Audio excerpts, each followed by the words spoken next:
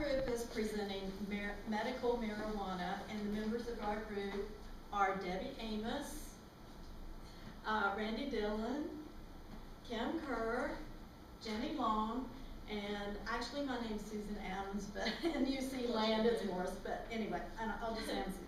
Okay, go ahead and do the next one. The purpose of our group, our group has a mission, and it is to educate the University 459 class for productive critical thinking, enlightened contemplation, informed community involvement relating to medical marijuana. We will be presenting information gleaned from 4 continents, and I am practicing. Marijuana has paralleled the history of a lot of the continents and nations that you'll be hearing about this evening. And its history goes back to BC 2700 when it's been used for medical purpose since 2700 BC. And important figures like Queen Victoria, and she was supposed to be the prim and proper queen, has used medical marijuana. And it has been touted as a cure. It has been the theme of a movie. Nixon declared war on marijuana. It's been the object of political debate and legal agendas. And the story is still being told. There's a timeline here, and I won't go over all of it. You can read that for yourselves, of kind of a progression of where marijuana started and where it is up till, I think, January of 2013. Yes? I have a question. Is anyone timing this? It'll be on camera. Okay. Oh, continue. Oh, I thought you were doing this part. And then I was doing the uses slide. Oh, all right. I didn't. Let me see what it is. I didn't write this part. Oh, I can do it. You can always look at the screen too. Okay. You don't have to put your All right. I can do it if you want me to. No, I can do it. The background, it remains the world's most cultivated and widely used drug. It's classified as a central nervous system depressant. It has a short-term use, feelings of relaxation, talkativeness, drowsiness, sense of well-being, anxiety, and paranoia. And the long-term use is for mental health problems is depression, decrease in memory, learning abilities and motivation, decline in school and job performance. So some of the uses for medical marijuana are anywhere from AIDS and glaucoma to headaches and Crohn's disease. So as you can see, medical marijuana can prove to be very beneficial in many different illnesses. So as Susan said, medical marijuana started back in Asia, specifically in China. The first signs of habitual use of marijuana were of not just medicinal marijuana, but marijuana in general were in China. And 2,500 years ago, the Aryans started using marijuana for medicinal purposes, and they really started to study the effects it can have on all these different diseases. So as you can see, the Aryans believed that medical marijuana was an herb that lowered fevers, promoted sleep, relieved dysentery, stimulated appetite, prolonged life, quickened the mind, and improved opinion. So, when looking at the continent of Asia, I focused on the country of Sri Lanka because that's where I could find the most information for medical marijuana. Medicinal marijuana use is legal in Asia, however, the recreational use of marijuana is illegal.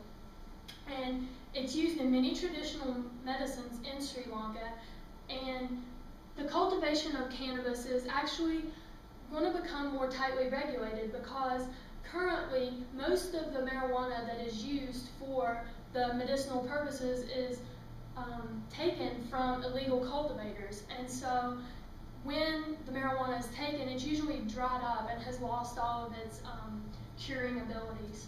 So Okay, in Australia, marijuana is the most widely used illicit drug. And in the 1900s, there was a line drawn between medical marijuana and recreational marijuana. And this resulted in the control of selling and using marijuana. In 1925, the Geneva Convention prohibited non-medicinal marijuana. And in 1956, the Commonwealth introduced an absolute prohibition on marijuana. In 1961, the United Nations Single Convention of Narcotic Drugs labeled marijuana a dangerous narcotic along with heroin and drugs such as that. Right now it is illegal for medical marijuana in Australia, but they are currently looking into that issue and it is in the courts being debated. One recent study has said that using marijuana brings on the appearance of psychotic illnesses such as schizophrenia up to 3 years earlier than normally seen. And for young people who have habitual smoke marijuana habitually, there is a jump and an increase in the chance that they will develop schizophrenia from 1% to 5%.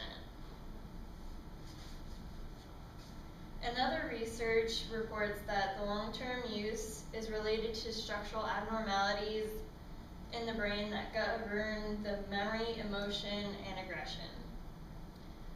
One other research has found that the marijuana users have been just as aggressive as crystal meth users.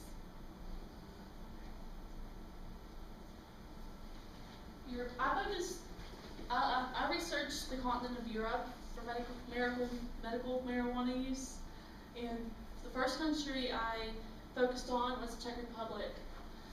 I chose a nice story. I chose to research the Czech Republic because there is recent news about this country. Medical marijuana may soon be legal in this country. On January 30, 2013, senators did approve the use of medical marijuana, with 60 senators voting for the use of medical marijuana and 7 senators voting against the use of medical marijuana. This bill still needs a president's signature, but it is expected that it will get a signature since it's very recent. With this new law, only imported marijuana will be allowed to use for medical reasons in order to keep it of good quality, and the marijuana will be imported from the Netherlands and Israel. And after the first year of this law being in effect, the government will release a license to grow marijuana that will be good for 5 years. I also focused in on the Netherlands because recreational marijuana use it's not legal there, but it's turned a blind eye to by authorities.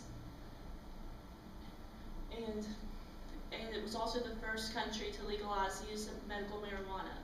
And pharmacies have kept medical marijuana in stock since the year 2003. Approximately 2,000 pharmacies stock medical cannabis for use with a doctor's prescription. And the pharmacists are experts on how to use marijuana as teas and how to inhale it with an inhaler. So you don't necessarily have to smoke it to gain medicinal value from it. When you do get it from a pharmacy in the Netherlands, you can only get 5 grams at a time. That's the maximum they will prescribe. And also in the pharmacy, the cost is about twice as much as it is in the local coffee shops. In the local coffee shops are where they sell marijuana on the streets. It's not legal, but the authorities turn a blind eye to it, and they push getting a prescription for it because it is a better quality. Alright, and the last continent that our group focused on was North America, and so I'm going to be talking about it, which of course houses the United States, which is very close to us. So my presentation portion of the presentation goes basically on a timeline.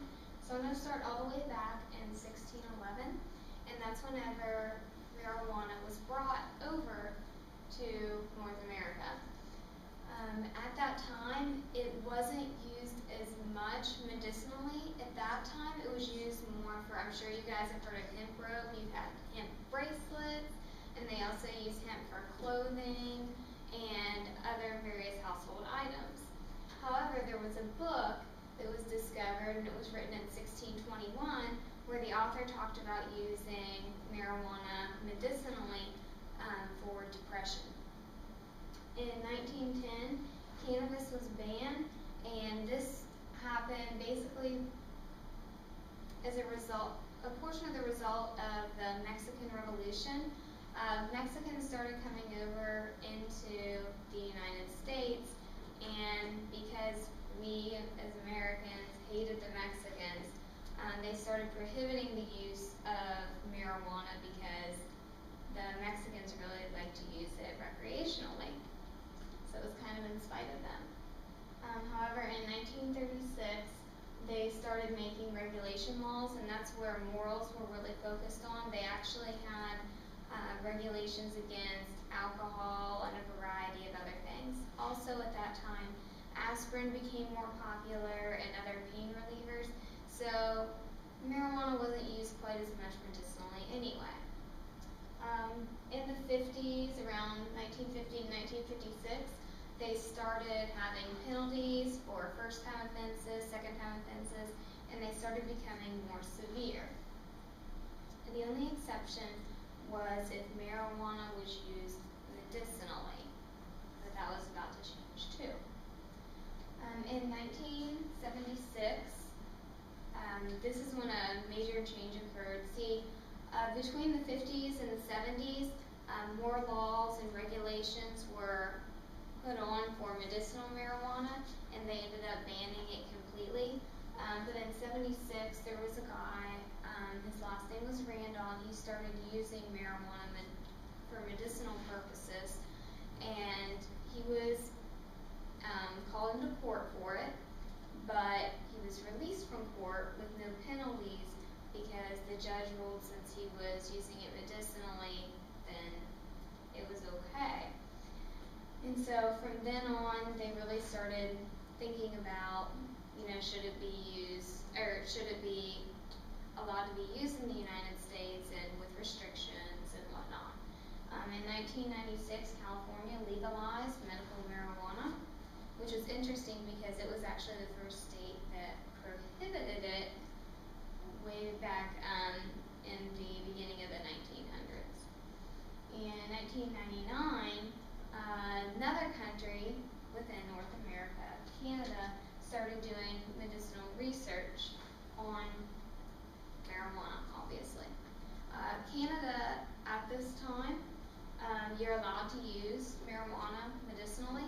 However, it's within certain rations, and usually it's government grown. So I believe it's 8 ounces that you're allowed to be given for certain periods of time.